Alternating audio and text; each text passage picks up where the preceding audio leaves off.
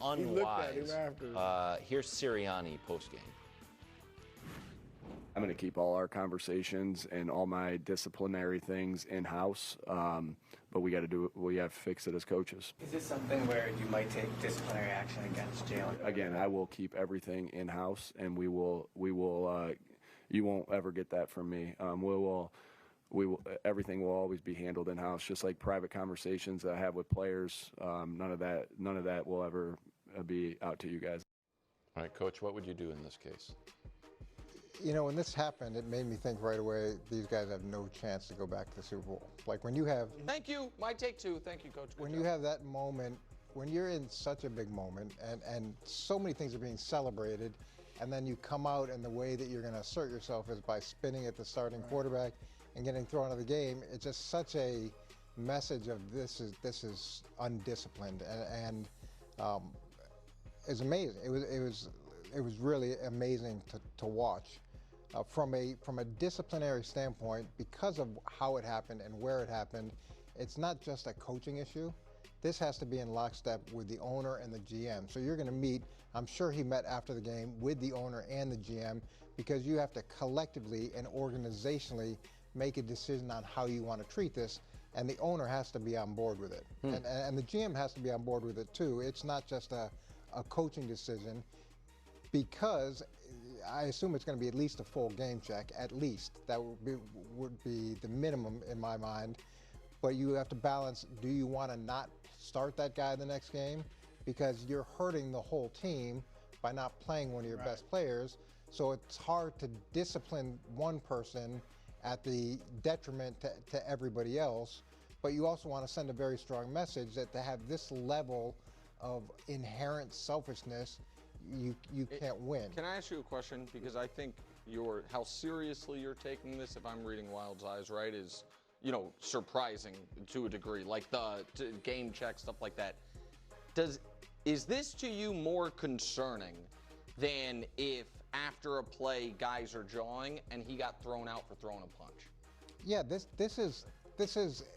I get there's emotion in the moment, but nothing's happened. And if you're really mad at the quarterback. Let's say you play D-line and you're mad at the quarterback. You know what you get to do? You get to hit the quarterback. You know what doesn't affect the quarterback? Spitting on him.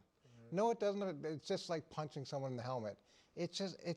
You have the opportunity from the moment that they walk away to then go spend the rest of the game trying to punish him for whatever, you know, perceived slight that you felt. Do you think the league might suspend him?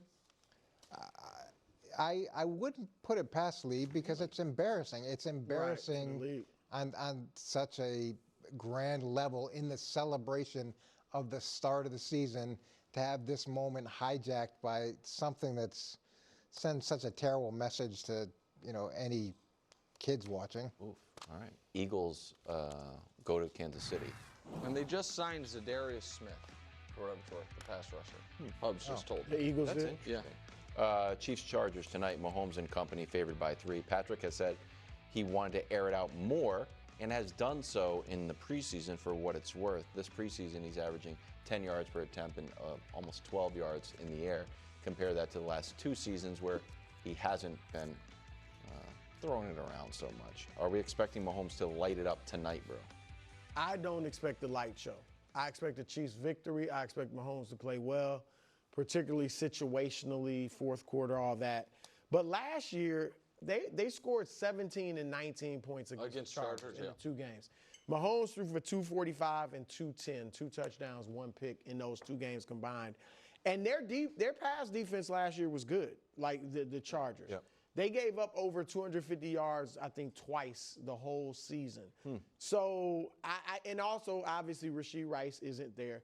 If there's a light show, to me, it means Xavier Worthy has taken a huge step, which I kind of expect him to take a step this year, but that he really has just become something teams can't deal with. So I expect them to win, Mahomes to be fine, but I don't expect a huge, prolific passing game. Yeah, I'm hoping that they're not gonna push the light show narrative and then Patrick Mahomes gets lit up, because that can happen too with the Chargers. They're 5th in the league last year in sacks with 46 sacks, and until you figured out how good this protection is, how good this offensive line has gelled throughout the course of the preseason, and where the strengths and weaknesses are, I can't imagine that Patrick's going to go back and say, again, like we talked about with Jalen Hurts, I'm going to go prove a point. I'm going to go, explain to or shout out to the league that I'm back. That this prolific passing game is back. Will they take shots? I'm sure they have shots built into it, but hopefully it's not to the detriment of Patrick and whether or not they figured out the protection. Listen, I think they're going to be very careful in protecting Patrick to that point. I also think that they are, if they do have a bunch of, new wrinkles, I think it might be a slow reveal of those, considering what the game is next week as well against, in my opinion, a tougher opponent. Not a bigger game because it's a cross-conference game, but a tougher opponent. What I do think, though, is I think you are going to see, if you do the average depth of target stuff you're doing or air yards, him pushing the ball down the field more. I don't know if this will be the type of game where, and this is going to sound a little nerdy, but it's a factor we don't talk about enough. I don't know if the Chiefs are going to have enough possessions to rack up, huge yardage, because I think Harbaugh's game plan is going to be run the ball, grind the clock. You know what I mean? Like short. Yeah, he loves it. But so shorten the game.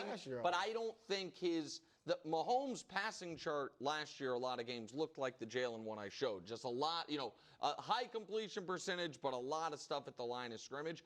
I think you're going to see a lot more in that 10 to 20 yard range where you didn't see as much last year. I just don't know if they're going to have 10 possessions in this game. They might only have 7, in which case you're not going to have the numbers. But I think the Chiefs are much, much better than the Chargers. I don't think 300 yards passing?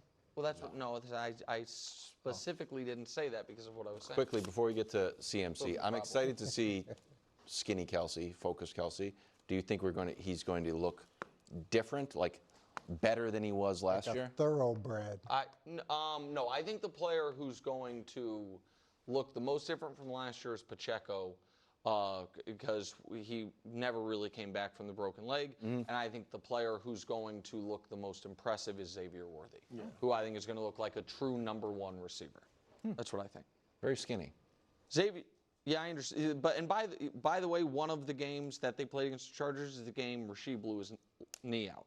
You know what? Or the game when the Mahomes throws the pick and the Mahomes. So that was a weird pick. Do you think the bad field is going to affect the passing? I don't want to talk about the bad field. I'm nervous about. I'll be honest. I don't want to talk about the bad field. I like that Travis Kelsey. I like Kelsey on a bad field. I don't like Xavier Worthy. Yeah, I don't either. San Francisco playing Sam Darnold. No big deal. Won 14 games, 4,300 yards last year. Sunday at 4 on Fox. CMC limited at practice yesterday and skipped his scheduled media appearance, Brew. Missed 13 games last year with that calf. That kind of spread to the other calf. Might be a flare-up. We do have an updated tweet from Dusty. Christian McCaffrey is warming up for practice. But he's practicing on I have an update to that. You have an update to the update? He's practicing on a different field. Huh? Like he's doing his own thing. He's not practicing. Like the trainers or whatever. Bruce, so there's new data. We always lock our predictions in as, in stone, basically. Hold on, what is this? Well, the season started last night. Brew's a journalist. The season started Brew's a journalist. He gets new data. What are we doing? Not for the Niners. What's the whole point of predictions week? It's fluid for the Brew. Season You started. You know what? Let me make it easy. Let me make it easy. I ain't changing. All right? You can go on your little soliloquy. I'm not changing. Are you less confident than you were? I mean, look, losing Christian McCaffrey is huge, and I mean, you just can't count on him. Hopefully it's not like last year where they didn't think it was that big, and then he basically doesn't play. Thank goodness for Brian Robinson Jr., who is not phenomenal, but he's a good running back. I think Ricky Pearsall is going to have a good year, and I think Purdy and Pearsall are going to have a nice connection. Ayuk will be back at some point. And Jennings is back and healthy. Jennings is back. And Jennings is really good. He's a really good number 2 guy, or 3, whatever you want to call him. So I'm going to stick with the Niners. I mean, I think the defense is going to be much improved. I think Purdy's going to have a nice connection with his weapons. Is there a path for the 49ers to make the playoffs without a healthy CMC, bro? Yeah, I think so. There is Because a the path schedule that's is just That's true. very filled with It's rocky. yeah, it's a lot of trees and boulders and maybe a couple thunderstorms, a cliff. The schedule still is light. The schedule But still at is some It is. point, you become the light part of people's schedule. Like that's the That's thing. You very know what I true. mean? Like that's the thing. This, in my opinion, I didn't pick the Niners to make the playoffs. If I had, this news would have been enough. Like if it To had, change it. for a week ago, you know what I mean? When we could, yeah, because I think he is far and away their most important non-Trent Williams player. I guess second most important player. Yeah, it's not even close.